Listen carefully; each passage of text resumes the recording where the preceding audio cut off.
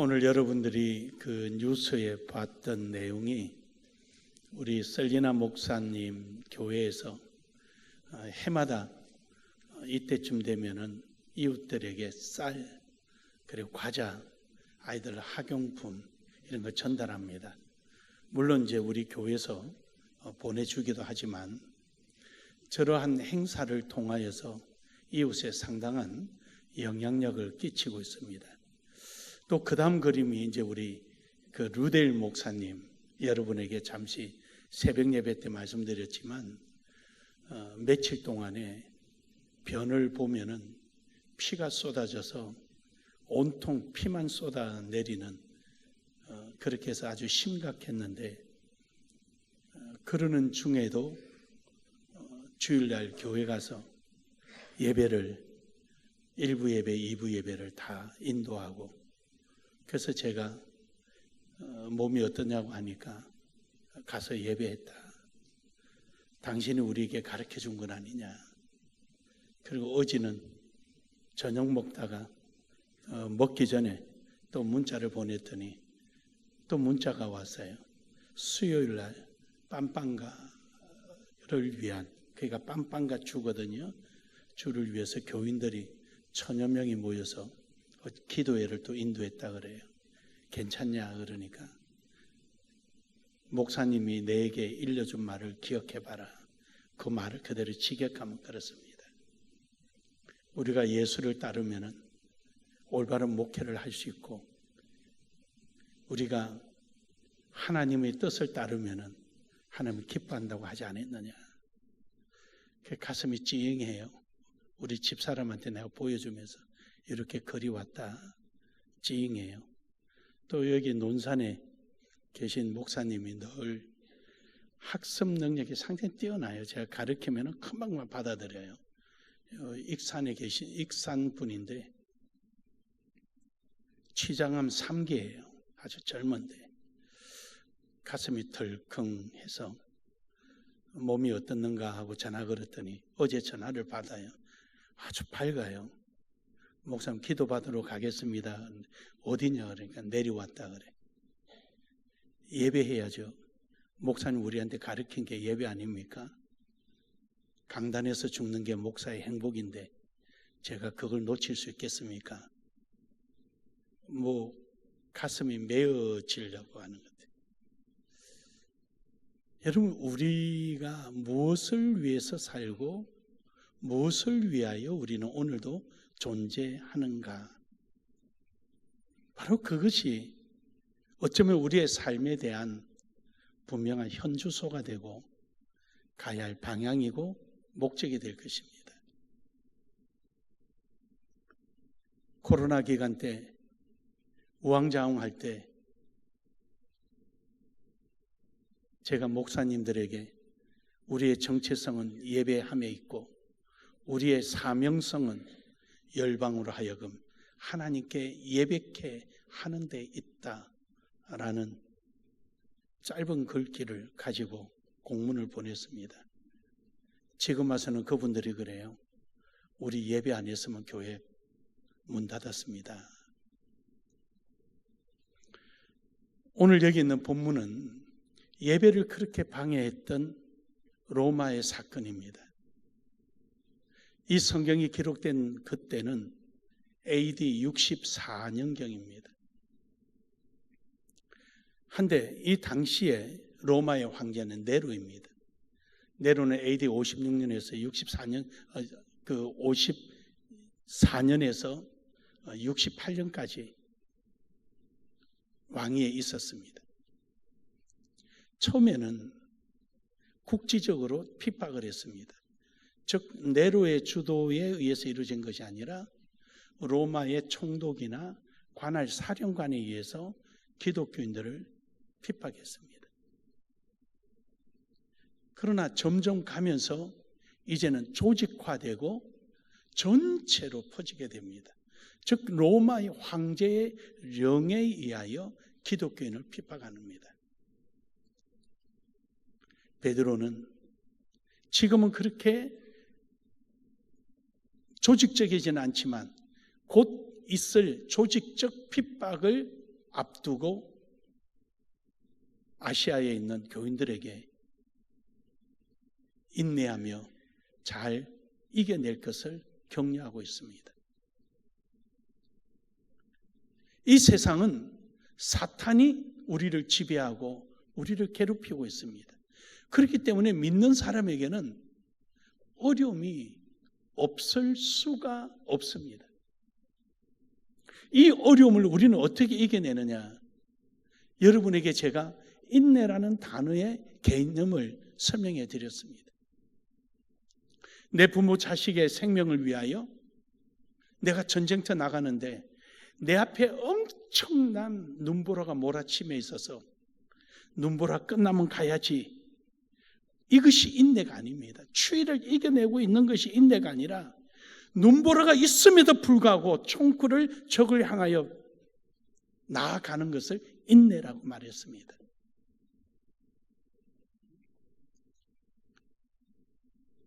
그런 것처럼 인내는 적극적인 겁니다. 피동적이거나 수동적이지 않습니다. 인내는 굉장히 적극적입니다. 그래서 우리는 우리를 괴롭히는 세력과 이 악한 세력과 우리는 대치하고 저항하는 것입니다. 이름으로 인해서 우리는 더욱더 우리의 신앙을 굳건히 지켜내고 다시 오실 예수 그리스도의 그날에 잘했다 칭찬을 받게 되는 것입니다. 그래서 오늘 말씀의 제목을 잘 하였습니다 라는 제목으로 함께 은혜를 나누고자 합니다. 12월이 오도록까지 잘 하였습니다. 여러분이 생각하니까 여러분은 아닌 것 같아요. 아멘 소리 안 하게. 그럼 우리 서로 한번 격려 인사합시다. 잘 하였습니다. 지금까지 잘 하였습니다. 왜 3층은 쑥스러워서 안 하시는 거예요? 같이 해보세요. 지금까지 잘 하였습니다. 예, 정말 잘 하였습니다. 여러분이 마지막 때 주님 오시는 그날에 박수를 받고 잘 하였다 충성된 종아, 이 인사의 대상이 여러분 되기를 주의 이름으로 축복합니다. 잘 하였다라는 칭찬을 얻기 위한 신앙은 오늘 본문을 통해서 함께 나눠볼 때 어떠한 신앙이 잘 하였다라는 인사를 듣느냐? 첫 번째로는 준비된 신앙이다. 본문 말씀 12절에 보면 이렇게 표현합니다. 사랑하는 자들아, 너희를 연단하려고 오는 불시험을 이상한 일 당하는 것 같이 이상히 여기지 마라. 이상이 이거는 다 알고 있는 일인데 뭘 그걸 새삼스럽게 생각하느냐? 이거 그거 다 알고 있는 거 아니야? 그럼 뭘 그래 새삼스럽게 생각해? 그런 뜻이죠. 여러분, 잘하였다. 이 잘이라는 말은요 상당히 의미가 있는 겁니다. 이 잘을 좀 꼭 그렇진 않지만 비슷한 의미의 사자성어가 있다면은 안성맞춤이라는 말입니다. 이걸 우리말로 표현하면 잘인데 정확한 성격이 맞지는 않지만 거의 비슷하게 사용하는 겁니다. 근데 이 잘이라는 말을 좀 더 여러분 쉽게 이해하면 이겁니다. 여러분이 옷 사러 가셔요. 옷 사러 갔는데 그 옷을 입었어요. 이야, 잘 맞다. 좋다. 이때 이 잘이라는 말 속에는 뭐가 있냐면은 그 사람에게 딱 맞고 크기도 맞고 색상도 잘 어울리는 이 상태인데 여기서 하나가 되어 있는 거예요. 잘 맞다라고 말하는 사람의 사전적인 지식을 갖고 있어요. 아는 게 있어요. 뭐가 있냐면 경제적 사정에 맞다라는 거예요. 우리가 경제적 사정에 맞지 않으면 이야, 색상도 좋고 잘 어울리는데 좀 그렇지, 비싸지. 그러면 옷 벗어나야 되는 거예요. 아니면은 카드 12개월 끊었지. 근데 경제적 사정과 색상과 몸에 딱 맞게 잘 어울려 이거예요. 그래서 준비가 되어 있는 상태, 그때 잘이라는 말을 쓰는 거예요. 그래서 잘했습니다. 참 잘했어요. 이 잘자가 바로 그런 의미가 있습니다. 이 로마 시대 때 왜 하필 기독교인들에게 이렇게 핍박을 했을까? 물론 네로의 정치적인 셈법 때문에 그러긴 하지만 그거는 둘째치고 왜 대상이 기독교인이냐라는, 그것은 사회학자들이 보는 두 가지 이유 때문입니다. 하나는 기독교인들은 사회의 풍습으로부터 멀어져 있었다. 즉 기독교인들은 하나님의 말씀이 준비되어 있고 알기 때문에 이 사회와 섞일 수가 없는 존재예요. 두 번째로는 어떤 문제냐? 기독교가 아직도 준비가 안 되다 보니까 신학이 정립 안 돼서 각자의 경험에 의한, 각자의 생각의, 신앙의 양심에 의한 판단을 하다 보니까 이웃들로부터 미움을 당하고 흔히 말하면 왕따가 된 거죠. 이런 문제로 인하여 기독교인들이 핍박을 받기 시작합니다. 그래서 이 베드로전서를 통해서 하나님은 베드로에게, 성도 소아시아에 있는 성도들에게 이렇게 전하는 것입니다.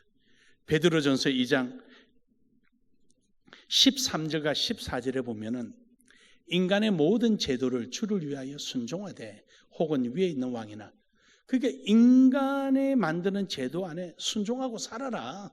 그게 그냥 있어라. 그걸 배척하지 마라. 이 코로나 기간에 어떤 목사님이 베드로전서 2장 13절을 가지고 저한테 문자를 보냈어요. 이 하나님 말씀에 인간의 모든 제도를 주를 위하여 순종하라 그러는데 왜 그 예배해야 된다 그러고 그 운동을 하고 그러십니까? 그런 문자가 왔어요. 죄송해요. 용서해요. 그 당시 제 표현 그대로 이 덩신이 하나만 보고 두 개는 모르네.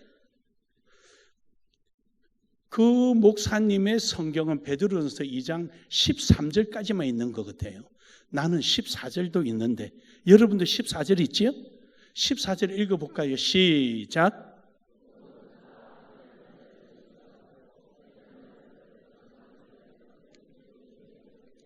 누구한테 해라고요?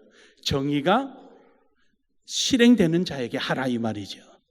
정의와 공의에 의한 판단의 집행에 순종해라 그 말이죠. 왜 그는 똑 띄워놓고 그것만 끄집어내서 말을 하는 거예요? 그게 어떻게 신학교 왔나 모르겠어요. 그런 구고 가지고. 그래 여러분, 무조건 너희는 배격하거나 그러지 말아라. 너희는 정의와 공의, 이를 위해서 행하는 지도자에게는 아무리 그게 사회의 제도도 안다 할지라도 너희는 주를 위하여 순복하라 그렇게 표현하는 거예요. 그리고 베드로전서 2장 18절에 있어서는 이 당시에는 노예들이 기독교로 개종을 많이 했어요.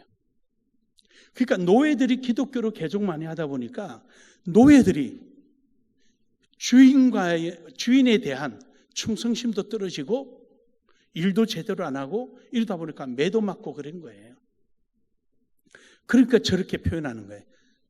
사환들아, 범사에 두려워함으로 주인에게 순종하되 선하고 관용하는 자들에게만 아니라 또한 까다로운 자, 저 까다롭단 말은 좀 포악스러운 자에게도 그 말이에요. 그리하라.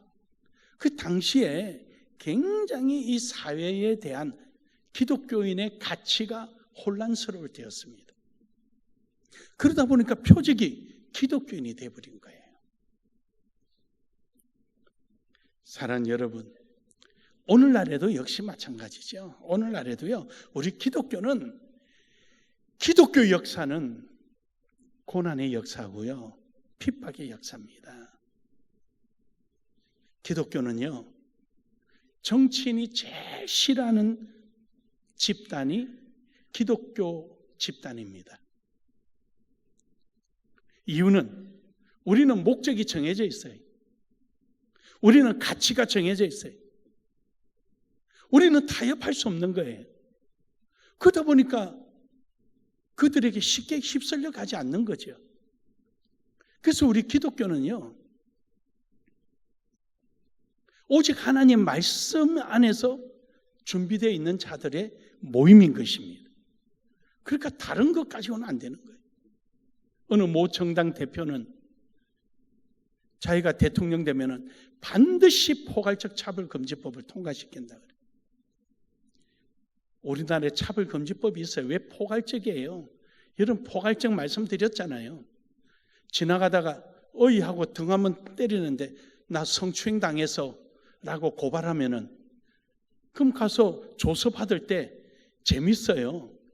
피해본 사람이 어떻게 피해봤다고 말을 해야 되는데 피해 준 사람 피해 안 준 것을 증명해야 됩니다. 이게 포괄적 금지법입니다.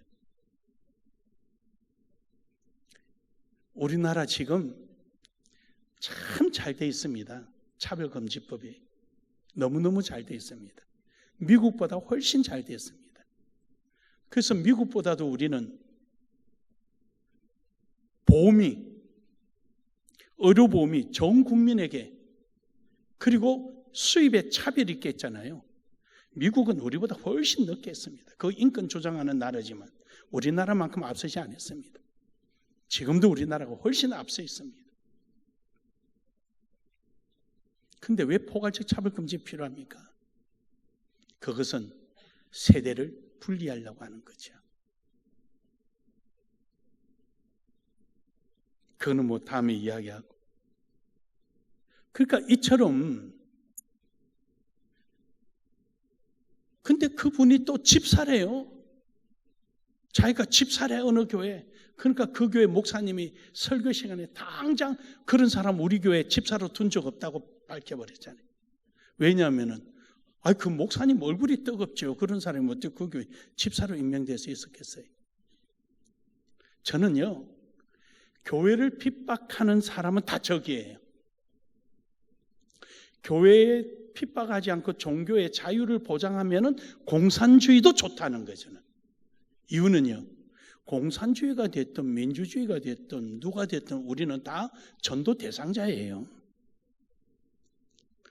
그러니까 우리의 공산주의가 그럴 일은 없겠지만 교회의 신앙활동을 방해하지 않으면 다 우리 편이에요. 우리는 그 안에서 모든 열방으로 하여금 복음 전파하는 일에 힘쓰고 애쓰는 것입니다. 사랑하는 여러분, 여러분은 준비되어 있는 신앙 바로 이렇게 준비되어 있어야 하는 겁니다. 뭘 준비되어 있겠습니까? 이게 준비되어 있는 거예요. 오늘도 여러분 준비된 신앙이 되셔서 하나님 보시기에 잘했다라는 칭찬이 있기를 주의 이름으로 축복합니다. 두 번째로는 목적이 있는 신앙이 되어야 합니다. 목적에 대해서 여러분에게 제가 자주 예화를 말씀드렸습니다. 이 한겨울에 옷을 잔뜩 더덕더덕 입고 뒤에 배낭 메고 어슬렁 걸어가는 사람은 목적지가 없는 사람이 집이 없어요. 그러나 한겨울에 잠바 하나 입고도 호주머니 손 넣고 탁탁탁 가는 사람은 목적지가 있는 사람이에요.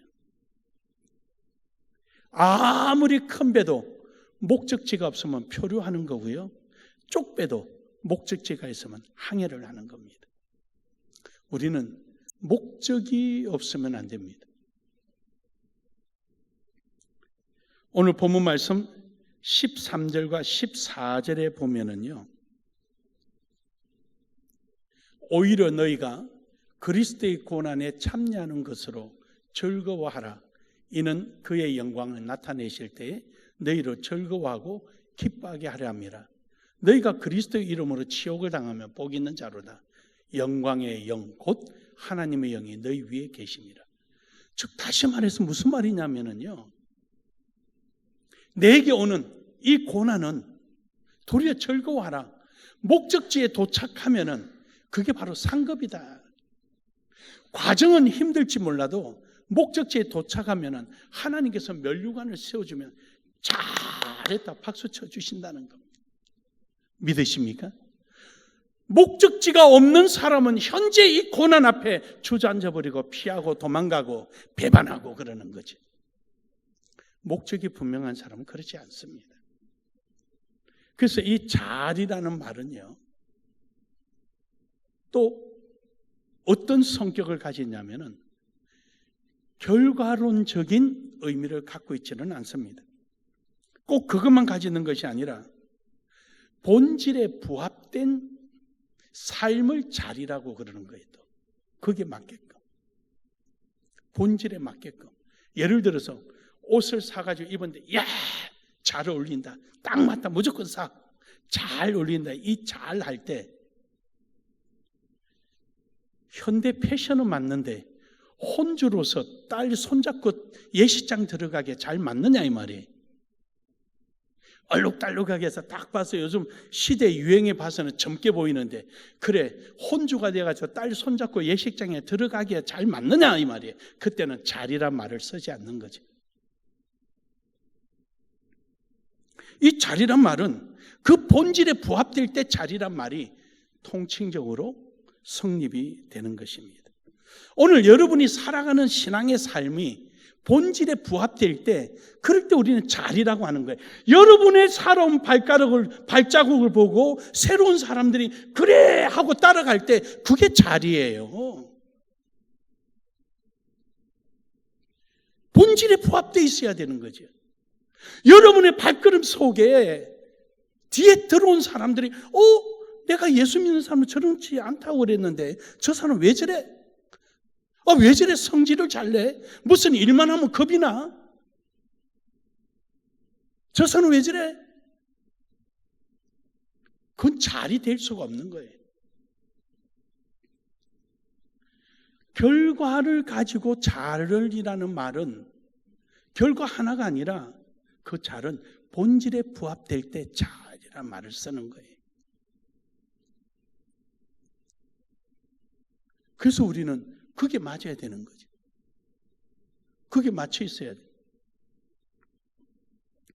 그러므로 여러분, 우리의 신앙이 최종적에 맞춰진 것도 중요하지만 본질에 맞는 모습, 그럴 때 잘했다라는 거예요. 마태복음 20장 21절에 보면은요, 5달란트 받은 사람이 있어요. 이 사람이 10달란트를 남기니까 잘했다, 충성된 종아, 하나님께 칭찬받는 거. 2달란트 받은 사람도 그래요. 근데 1달란트 받은 사람은 문제지요. 24절에서 25절에 보면은 1달란트 받았던 자가 와서 이르되, 주인이여, 당신은 굳은 사람이라 심지 않는 데서 거두고 해치지 않는 데서 모으니 내가 알았으므로. 여러분, 저 말씀 구절을 보면은 꼭 하나님이 굉장히 부도덕한 분이죠. 해치지 않는 데서 모으고 심지 않는 데서 거두고. 그래서 문자적 해석주의자들 중에 비평가들은 저거는 잘못됐다, 하나님은 부도덕하게 했다, 그렇게 하고, 어떤 사람은 하나님 거니까 모든 게 하나님 거, 하나님 주권이지, 그렇게 하는 사람도 있어요. 저게 핵심은요, 당신은 굳은 사람이라, 이 말에 핵심이 있는 거예요. 굳다라는 게 무슨 말이냐, 한번 결정 지으면은 바꾸지 않는 사람이다. 우리가 흔히 쓰는 말이 뭐라 쓰느냐면요, 저 사람 이마에 바늘을 찔러도 피 한 방울 안 나와 하는 사람. 그러니까 진짜 이마에 바늘 찔러서 피 한 방울 나나 안 나나 그걸 보는 게 아니라 저 사람은 요지부동이야, 그 뜻이잖아요. 저 말이 그 말이에요. 당신은 한번 결정지으면 그대로 시행하는 사람이라 그것을 저렇게 표현한 거예요. 심지 않는 데서도 거두고 헛지 않는 데서 모은다. 저거는 굳은 사람이라는 것을 비유적으로 표현해 주는 거예요. 수사적인 표현이에요. 그러니까 25절에 두려워하여 나가서 당신의 달란트를 땅에 감춰두었나이다. 보소서 당신의 것이 여기 있나이다. 그러니까 주인이 26절에서 27절에 그래요. 저 주인이 굉장히 논리적이죠. 그래? 너는 내가 아주 심지가 굳은 사람이라고 너 믿었지? 그러면은 너 그 돈 왜 가만히 가지고 있었어? 그걸 돈놀이 하는 사람에게 갖다 줘서 이자 받아서 원금하고 내한테 내놔야지. 너는 내가 두렵다 하고 심지가 굳다, 이마에 바늘 찔려도 피 한 방울 안 날 사람이다. 너 말만 그랬지 실질적으로 너는 나한테 두려운 모습이 하나도 없네? 그 말이에요 지금. 그러니까 그 돈 내놔. 그래서 있는 자에게 더 주는 거죠. 그래요 여러분, 우리가 껍데기만 있는 신앙, 포장지에 쌓여있는, 포장지가 화려하게 있는 신앙, 그 신앙은요 아무 짝도 쓰지 못합니다. 우리는 그 본질 자체, 신앙 자체가 분명해야 하는 것입니다. 디모데후서 4장 7절에서 8절에 보면은 사도 바울은 내가 선한 싸움을 싸우고 달려갈 길을 마치고 믿음을 지켰으니 멸류관이 내게 있다. 내가만 있는 것이 아니라 나눔의 교회 성도에게도 있느니라. 그 말씀을 하는 거예요. 그래요 여러분, 오늘도 여러분과 저는 분명한 목적이 있는 이런 신앙이 되기를 주의 이름으로 축복합니다. 마지막 세 번째로는 책임이 있는 신앙이 되어야 됩니다. 오늘 본문 말씀 16절에 보면은요, 만일 그리스도인으로 고난을 받으면 부끄러워하지 말고 도리어 하나님의 일을 하고 우리의 신앙의 삶을 살아가다가 사람들이 손가락질하고 왜 그래 저래 너는 왜 그러냐 하더라도 개의치 말고 도리어 그렇게 손가락질하는 사람들을 향하여 도리어 예수 그리스도의 이름으로 하나님께 영광을 돌려라. 도리어 그거로 하나님께 영광을 돌리라는, 우리가 하나님 말씀을 듣고 그래 아멘 내가 해야지 이런 생각을 가지고 실제적인 신앙의 삶을 살아가다가 어떤 환경에 부딪히면 나도 모르게 주저앉아 버리는 경우가 굉장히 많이 있습니다. 그 이유는 왜 그렇습니까? 그 이유는 남의 눈치를 보고 살아가기 때문입니다. 잘이라는 것은 그것은 내 속의 신념과 행위가 일치되어서 나타난 목적에 부합된 나타난 결과물입니다. 그럴 때 잘이라고 말합니다. 이 잘이란 말은 다시 말하면 시작으로부터 과정으로부터 마침까지 목적에 부합되고 준비된 상태에서 목적에 맞게끔, 그리고 거기 자기 행동에 대한 끝까지 책임지고 나아갈 때 나타난 것에 대하여 하나님이 잘했다고 박수치는 겁니다. 내 기분대로 어떠한 순간에 임시 방편으로 잘한 것처럼 어느 한 사건에 대하여 포장해가지고 화려하게 보이는 거, 그 잘했다고 하지 않아요. 잘못된 것에 대해서 오만 핑계를 대고 누구를 공격하는 거, 그거 잘했다고 안 해요. 아무리 좋은 결과물을 만들어내고 열매를 맺어도 누군가에게 손가락질하고 상처를 주고 누구를 넘어뜨리고 얻은 것에 대해서는 하나님 잘했다고 하지 않아요.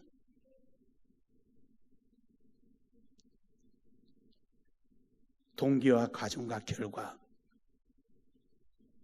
그것이 분명할 때 하나님은 잘했어.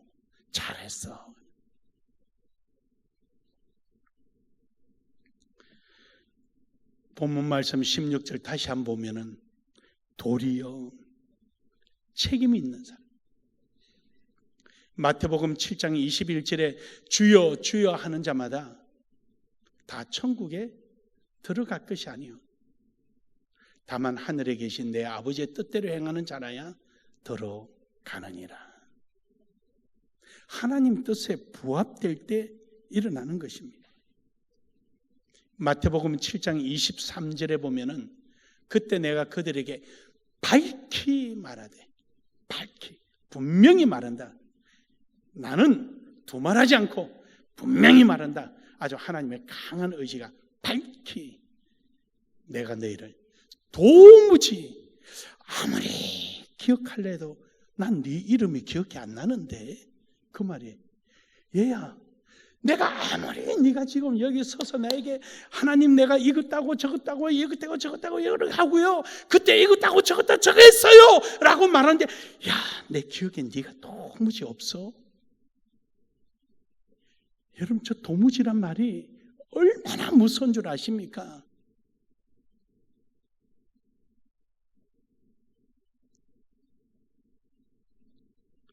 사랑하는 여러분, 하나님은 오늘 여러분과 저에게 이 세상을 맡기셨습니다.